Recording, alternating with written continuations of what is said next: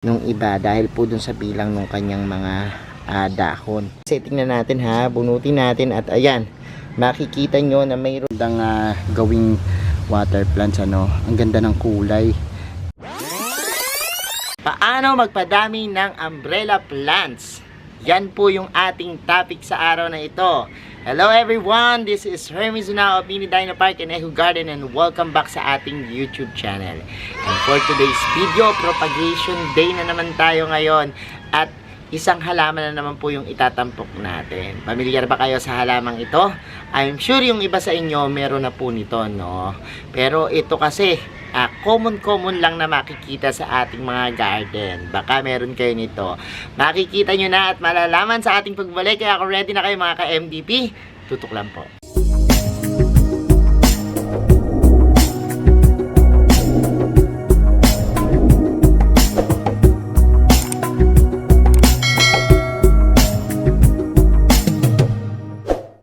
And we're back mga ka-MDP. Umbrella plants or Schefflera, yun yung tawag sa kanya, no? Isa sa mga halaman na talaga namang nung araw pa ay paboritong alagaan as house plants dahil maraming benepisyo at nakakaayang tingnan ano kapag i-display sa ating bahay. 2 weeks ago, nagkaroon po tayo ng water display ng mga halaman ano. At isa po yung umbrella plant sa ating napili. Ngayong araw na ito, papakita ko sa inyo yung naging resulta niyan. At syempre, yan na rin po yung sa tingin ko mabilis na paraan ng pagtatanim nito at pagpadami, no? Kung halimbawang wala kayong skills sa pagmamarkot, pwede nyo pong subukan to. Samahan nyo ako, pakita ko muna sa inyo yung sinasabi kong halaman. At the same time, mamaya po, tuturuan ko kayo kung paano mapadami yan. Ito po yung umbrella plants na tinatawag, ano, o Schefflera, no? Isa po sa mga halamang matagal nang inaalagaan ng mga Pinoy, no? At minsan ang tawag po dito is 5 fingers, ano? Nung iba, dahil po dun sa bilang ng kanyang mga dahon na 5. At marami pong simbolismo ang halaman to. Isa po sa mga protector plants na maituturing dahil yung umbrella po niya na itsura, yun po yung parang sinisilungan natin, ano? In any case na umulan, yan po yung kanyang simbolismo, parang protections. And sinasabi po na ito ay malakas magtaboy ng mga negative energy. Ang halamang Schefflera. Napakaganda po nito at yung 5 leaves niya po, yun po ay minsan inililink po dun sa 5 elements ng Feng Shui, ano. Pero ito pong mga Schefflera, madali lang naman din niyang alagaan, ano.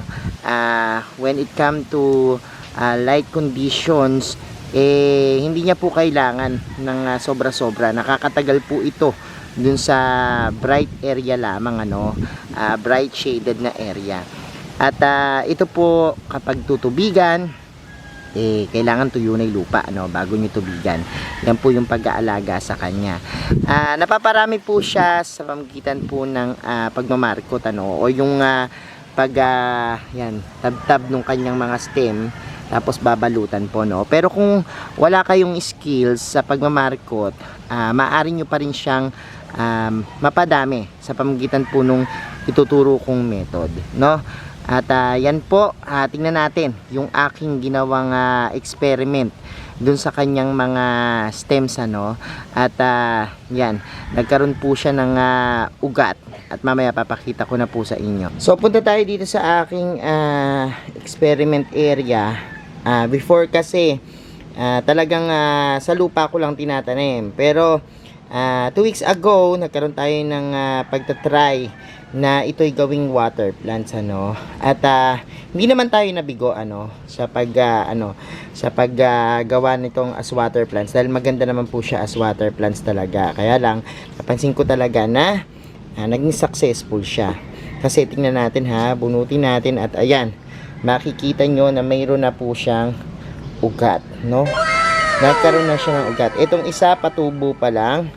Pero sabi ko nga minsan, ang nagiging problema dito, pwede po siyang yan, magtuloy-tuloy, ano, yung pagkabulok niya.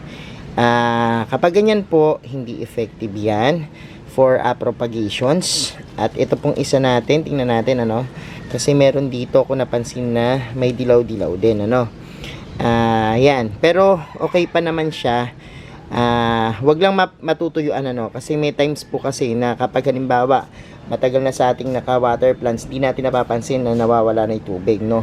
Kapag nawala na yung tubig niyan, maaaring manilaw yan. At syempre, wala na siyang na-absorb dahil hindi pa nagde-develop yung roots. Talaga namang maaari pong maging dilaw at mamatay, no? Pero sabi ko nga sa inyo, ayan po yung isa sa mga successful natin na pagputol. So, nung pinutol po natin to, sinama natin yung pinaka ganito sugbungan kung saan tumutubo yung dahon, yun yung pinaka nodes niya, no? At yun pong tinutubuan ng dahon, tanggalin po yung sanga na yun, yung extended na stem. Tapos yun po ang ilubog sa tubig, no? At doon po lalabas yung mga roots niya. So ako po may times po na talagang tinatry ko ring magmarkot, pero ilan lang po yung nakakasurvive ano.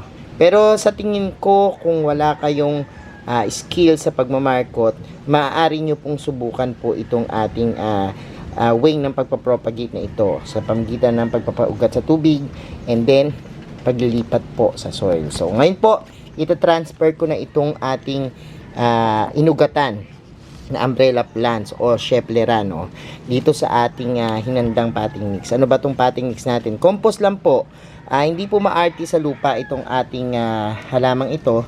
At kapag halimbawa po tinanim mo yan, wag lang po yung masyadong clay, ano? Basta buhaghag lang yung lupa, compost, pwede kayong gumamit, bulok na rice hull, pag samasamahin nyo po, okay na okay lang po yan, ano?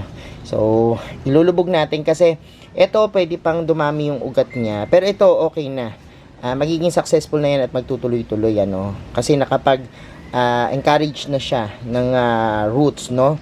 At napalabas na yung mga baby roots, pero meron siyang mas malaki pang roots na lumabas, no? So ito pwede na po yan na ilubog dyan, tapos ating pong tabunan, ano? At yan po, maaari na po nating alagaan yan. Na soil naman po yung ating medium, no? So ayan po. At pwede nyo na po yan diligan kasi meron na yung ugat, ano? At okay na po yan, tutubo na yan. At dadami, no? So itong pinag-anuhan natin, siguro yan ang pandilig natin para medyo mamasa-masa lang yung lupa at lalo pang umusbong o dumami yung kanyang ugat, ano? So mamoist yung lupa kailangan po kapag halimbawang nagpaparoots kayo, no? At importante po yan para ma-develop yung mga bago na susupling na roots, ano? So ayan na po. Pero meron pong isang variety din ito, no? Yung variegated. Sa paglipas ng panahon, may mga bago na lumalabas na halaman tulad din po ng ibang halaman, nagkakaroon ng mga bagong varieties. Ganon din po itong umbrella plants. Puntahan natin yung aking variegated nito. Yun naman po yung ating ipopropagate, no? Sa pamamagitan po ng paglalagay uli sa kanya sa tubig as water plants. Samahan nyo ako, puntahan natin. So nandito po yung aking Schefflera, no? Ayan, naglalaglagan yung mga dahon dito sa atin. Yan po is another varieties. Makita nyo naman siya, may variegations, ano? Ang laki na rin po nung aking Schefflera dito. Umabot na nga hanggang dito, ayan. So napakadami yan. And ito po ay ating ipopropagate at gagawing water plants din, no? So titingnan ko kung saan ko siya pwedeng ikat dahil malago na nga ito at gusto kong mapadami din. Last time nagmarkot ako nito, hindi siya naging successful, no, yung ating pagmamarkot. Pero ngayon dahil nga napansin ko na okay naman pala yung ganong paraan, tatry naman natin yan. So cut natin siya, medyo malaki na ikat natin, no, para maganda sa pagitan po nung pinaka pinupuan ng dahon and ayan, no.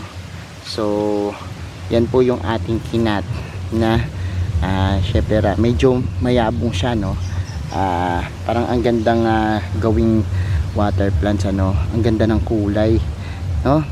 So, isa po yung mga Schefflera sa totoo lang na mga halaman na nakakadagdag ng attraction kapag inalagaan, ano. Lalo na kapag halimbawa gusto nyo po lagay lang sa table, gawing water plants, pwede po ito, no. At yan, ang cute nung itsura niya, no. Common plants lang siya pero sobrang ganda kapag halimbawang in-appreciate nyo yung beauty niya, no.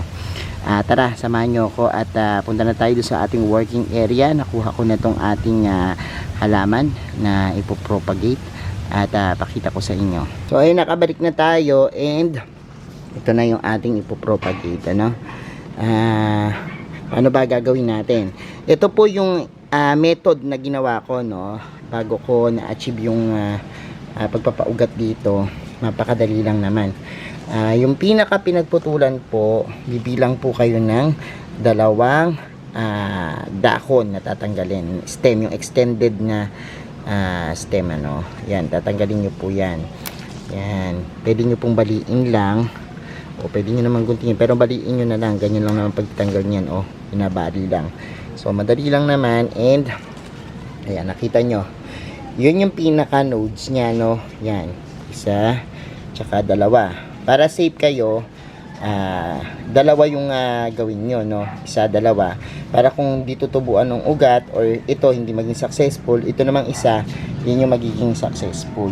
So ang gagawin natin ngayon is ilulubog lang po natin siyang paganyan, ano, nasa tubig. Yung iba po kasi nilalagyan pa sila ng iba't ibang mga rooting hormones. For example, pwedeng gumamit po kayo ng yung cinnamon ground. Yan, pwede yan. Pwede rin po itong pinaka pinagputulan, isasawsaw po sa hydrogen peroxide para po ma-disinfect, no, or matanggal po yung fungus, ano, iwas po sa pagkabulok. Yan po. Yung iba naman kape yung ginagawa, pero I suggest kung tutubigan nyo po, pwede kayong gumamit ng aspirin. Lalagyan nyo sa tubig, ano, kasi yung aspirin po, rooting hormones din yan. So kung wala naman, pwede rin naman medyo matagal lang kayo maghihintay, ano, at walang pampaboost nung ugat niya, pero pwede po yan na tubig lang, plain tubig lang. Total naman gagawin nyo siyang water plants. And ayan, ganyan lang po, ilulubog nyo lang siya. Tapos eventually po yan, mapapansin nyo na mayroon ng sumusupling dun sa pinaka nodes niya. Yan, dun sa pinaka pinagtanggalan natin ng dahon, may sumusupling na po na ugat. At kapag nangyayari po yan, katulad ng ginawa natin kanina, pwede nyo na po siyang ilipat, ano, at gawing panibagong plant. So ganyan lang po kasimple. Para sa akin, yan yung madaling method ng pagpapadami nitong mga umbrella plants, ano. Napakagaganda po ng dahon niya, no. Tingnan nyo, diba? At talaga nakakaakit. So ayan po yung ating ginawa ngayong araw na ito, pagpapadami ng umbrella plants o Schefflera. So ayan mga ka-MD, pinapanood nyo na po yung ating vlog for today, pagpapadami ng umbrella plants, and I hope may natutunan po kayo dyan, ano. Kung gusto nyo pong i-propagate yung inyong mga umbrella plants na nakikita nyo sa inyong bahay, ganyan po yung gawin nyo, mas mabilis at mas effective po, ano. Sa mga hindi pa po nagsasubscribe sa ating YouTube channel, kung bet na bet nyo po yung gantong usapan plants and gardening, at syempre iba't ibang tips ng pag-aalaga ng halaman, mag-subscribe na po kayo. Huwag niyo pong kalimutang i-hit yung notification bell para laging updated sa aming latest uploads, pati po sa iba't iba nating social media accounts, sa ating TikTok, Instagram, Facebook pages. Search lang po Hermy Sunaho or Mini Dino Park and Eco Garden. Makikita nyo na yan. Salamat ng maraming mga ka-MDP, and this is Hermy Sunaho, nagsasabi po sa inyo ng happy planting. Bye-bye!